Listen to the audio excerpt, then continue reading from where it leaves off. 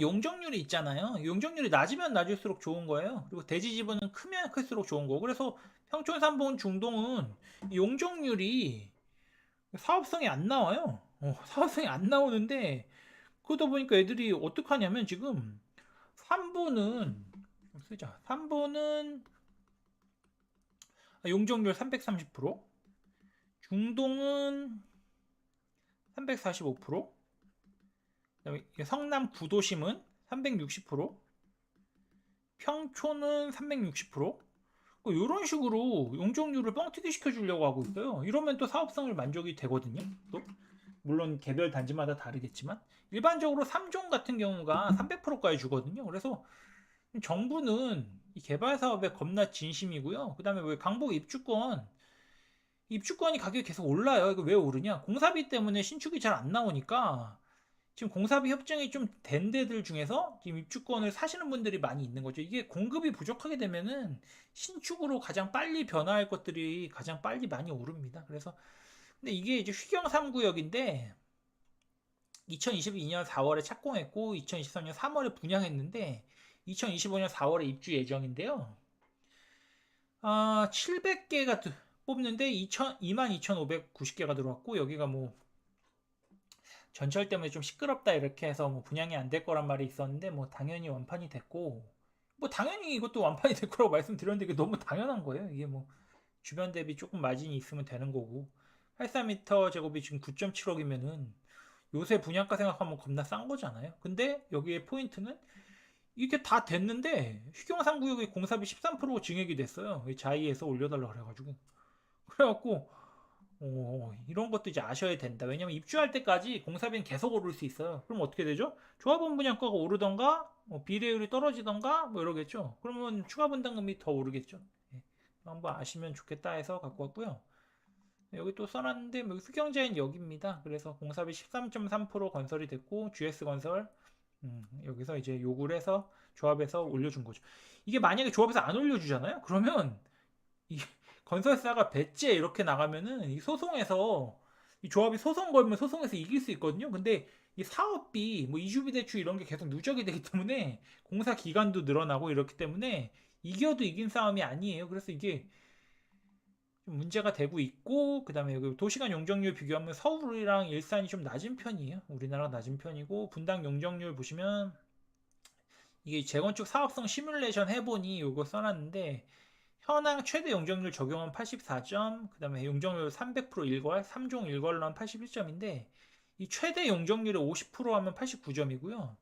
일반 분양가가 더 오르면 100점이에요. 그러니까 이게 간단하게 사업성이라는 게 용적률이 오르고 일반 분양가가 오르면 오릅니다. 그게 그렇고요. 그 다음에 뭐 이게 용적률이 오르면은 가구 수가 더 늘어나는 거예요. 그래서 500%까지 하면 16만 630인데 용적률도 맘대로 못 올려요. 왜 못 올리냐? 그 한 도시가 수용할 수 있는 그 인구수가 제한이 있기 때문에 그렇고요. 이건 뭐 성남인데 여기 성남 보실 때 여기 뭐 이렇게 여기 제가 이렇게 뭐야 초록색 파란색으로 표시해 놨잖아요. 여기부터 이제 임장을 먼저 가보시면 좋겠다 이렇게 해서 해놓은 거고요. 뭐 성남시는 뭐 순차 재개발로 이렇게 이렇게 겁나 오래 걸려요. 이렇게 하면 지금 뭐 20년째 하고 있는데 다 못하고 있고 앞으로도 20년은 더 해야 될 것 같고요. 용적률 개념인데요. 용적률 개념은 꼭 아셔야지 앞으로 대개발 시대에 이제 적응이 된다. 간단하게 뭐 대지 지분 10평이 용적률 200이면은 요 연면적이 20평 되는 거예요. 용적률 300%면 30평 되는 거고 그래서 원래 제가 재건축 재개발은 원래 텔레그램 하면서 보통 2번 정도에 걸쳐서 이제 설명을 드리는데 그러니까 5, 6월은 안 했네. 3, 4월에 1, 2월에 많이 해서 좀 안 했고 지역도 이렇게 뭐 많은데요. 뭐 간단하게만 볼게요. 이건 뭐 가락사민 맨션 재건축인데 여기 지금 송파에 있는 거잖아요. 여기 지금 현대가 이제 먹었어요. 그래서 현대에서 이제 한다는 거고 그냥 구룡마을인데요. 강남 구룡마을이라고 개포 DH 퍼스트 아이파크 아까 말씀드린 거기 입주장 뭐 2023년 여기 그러니까 11월 요때 이제 펼쳐진 데인데 여기 이제 바로 뒤에요. 개포자의 프레젠스 여기 개포 4찬 여기고 그러니까 여기 근데 여기 서울에 이런 데가 있냐 이렇게 있는데 그냥 이런 느낌입니다. 여기가 이제 개포고요. 예. 이런 판자촌인데 여기도 이제 개발을 시키는 거예요. 그래서 여기도 이제 개발을 하는데 이게 쉽지가 않죠. 왜냐면 여기서 내가 그냥 뻐기고 앉아 있으면은 집 한 채씩 준다. 뭐 이렇게 생각하시는 분들이 좀 이렇게 이런 경우가 많았는데 그분들이랑 좀 얘기가 잘 돼가지고 집을 주는 건 아니라 그 임대 비용 얼마를 뭐 지원해 준다 이런 식으로 이제 됐다고 하더라고요. 그래서 뭐 지금 이걸 보면은 뭘 할 수 있냐면 지금 서울시가 겁나 급해요. 예, 겁나 급한 걸 알 수 있고 이건 이제 금호 21구역인데요. 이게 1219가구가 건립이 되는데 60m 제곱 미만이 600가구예요. 이 말은 사업성이 그렇게 좋은 게 아닙니다, 이게. 근데 이게 재개발지 같은 경우는 이 소형 평수를 의무화로 넣어야 되는 부분이 있거든요. 그리고 용적률을 300%를 못 받고 지금 254%밖에 못 받았거든요. 그래서 이게 만약에 300% 받으면 당연히 일반 분양분이 더 늘어나니까 사업성이 좋아졌을 건데 여기가 그래도 한강뷰가 이제 일부 보인단 말이에요. 여기가 약간 높으니까. 그래서 이런 게 또 이제 장점일 수 있다. 그래서 요거 이제 사업성 이거 보실 때는 이 재개발지는 요 택지를 봐야 되거든요. 그래서 이 정비구역 면적보다는 요 택지를 봐야 된다. 이런 개념 한번 제가 설명드린 거고 이렇게 이제 만들어진대요. 그래서 뭐 여기도 당연히 상급지니까 금호니까 뭐 잘 되겠죠. 본동은 뭐 그냥 넘어가고 불광인데요. 불광 5구역인데요. 여기도 이제 유명한 데죠. 아실에서 잠깐 보시면은 뚜뚜뚜 여기서 제가 단지 보이기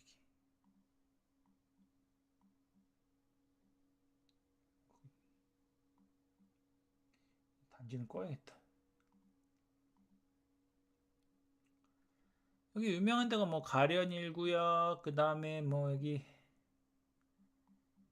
불강 5구역 그 다음에 대조 1구역 여기가 유명하잖아요. 뭐 대조 1구역은 워낙 사건 사고로 유명하고 그래서 여기 불강 5구역 여기에요. 연신내에는 이제 GTX가 이제 뚫리잖아요. 그러다 보니까 이 호재들이 많은데 지금 재개발지 문제는 이 공사비에 문제가 있어요. 그래서 여기 보시면 조합원 분양가가 여기 6억 2천이라고 써놨잖아요. 그럼 조합원 분양가에서 프리미엄을 더하면 총 매가인데 이게 8억 8천이에요.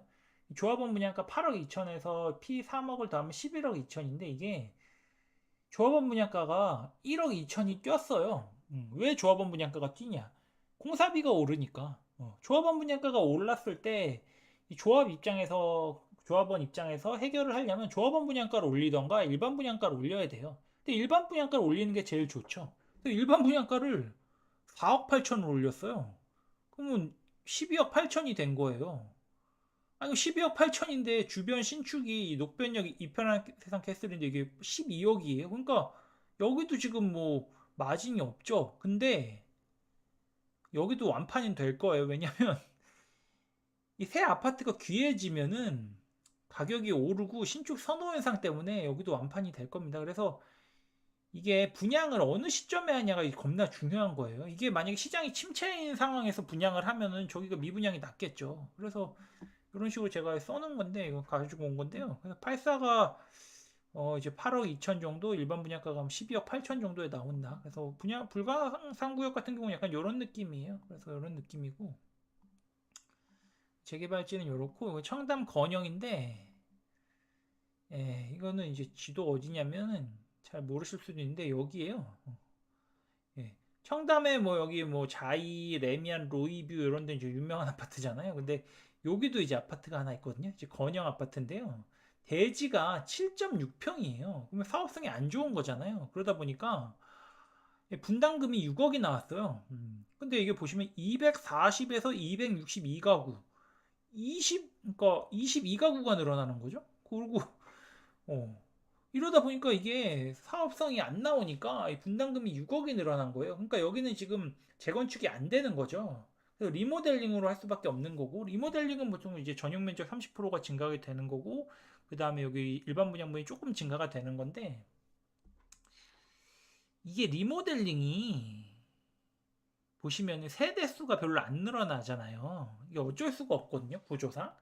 근데 이런 거는 그래서 상급지 외에는 리모델링이 그렇게 쉽지가 않아요. 예, 그래서 아예 그냥 매수하실 때 지분이 작은 것들은 강남 3구나 뭐 용산 뭐 이 정도급 아니면은 조금 피하시는 게 그런 의미에서 말씀드렸습니다. 그리고 분담금 6억이면은 저기 노원의 그 상계주공이 생각나는데 분담금 6억이 이게 여기야 뭐 워낙 아파트가 비싸니까 6억이 감당이 되는 거고 좀 거주하시는 분들이 돈이 많으니까 되는 건데 이게 돈이 없으면 못 하는 거죠. 뭐 냉정하게 이게 6억이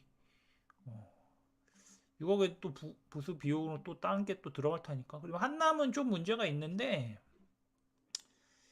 이게 한남 2구역이거든요. 이게 한남 2구역인데 여기가 118 프로젝트가 이게 좀 취소가 되게 생겼어요. 그래서 그 이제 대우건설 시공사에 약간 조합이랑 약간 트러블이 있고 그래서 여기 보시면은 118 프로젝트 불가를 사유로 한남 2구역 시공자 지위 해지 시 소송 제기 없음 이러니까 그런 거고 한남 3구역 같은 경우 요 현대백화점 원래 넣기로 했는데 현대백화점 빼기로 했고 한남 3구역 여기고요.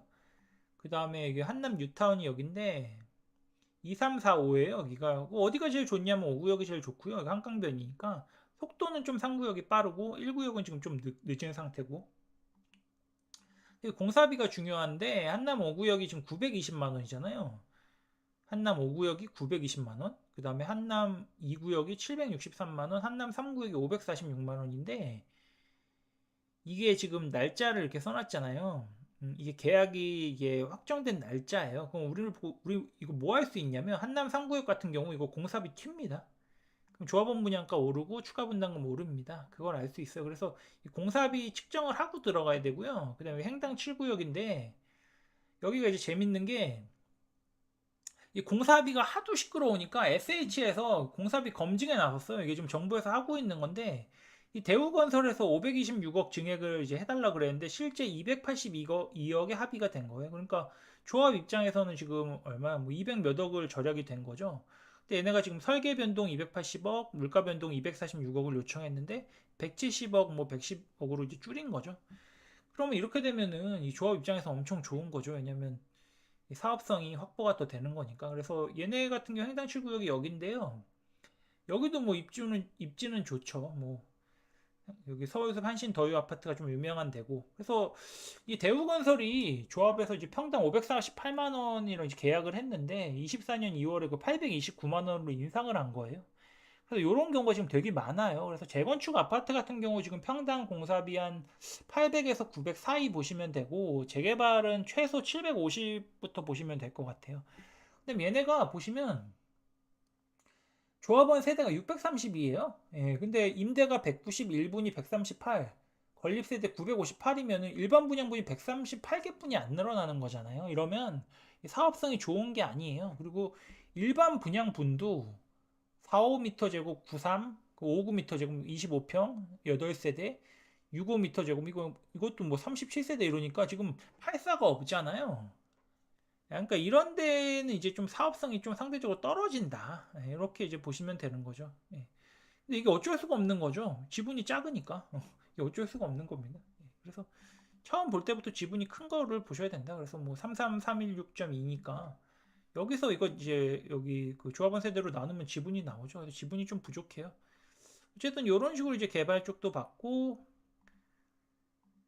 이제 정책 보면 되는데 물 한 잔만 또 마시겠습니다.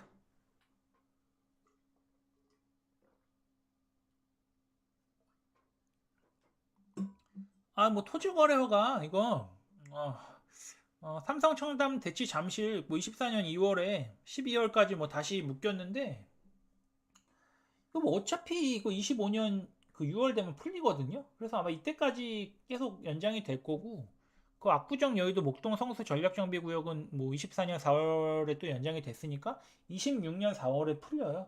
오세훈 시장 입장에서는 이거를 사실 지금 왜 유지하고 있는지 모르겠는데 그리고 제가 이거 옛날부터 말하는데 삼성 청담 대치 잠실은 비아파트는 풀렸거든요. 그리고 여기는 전체를 묶고 여기는 재개발 재건축만 묶으면 이게 형평성이 안 맞고 여기도 재건축만 묶어야지. 근데 풀면은 가격 더 오를 수 있으니까 욕먹기 싫어서 그러시는 것 같은데 뭐 이해는 하는데 뭐 그렇고 미래신사서는 이게 약간 꿈의 노선처럼 됐는데, 예, 이게 뭐 그 GS건설 이제 뭐 우선 협상자가 취소가 됐죠. 취소를 했죠. 본인들이 안 한다고.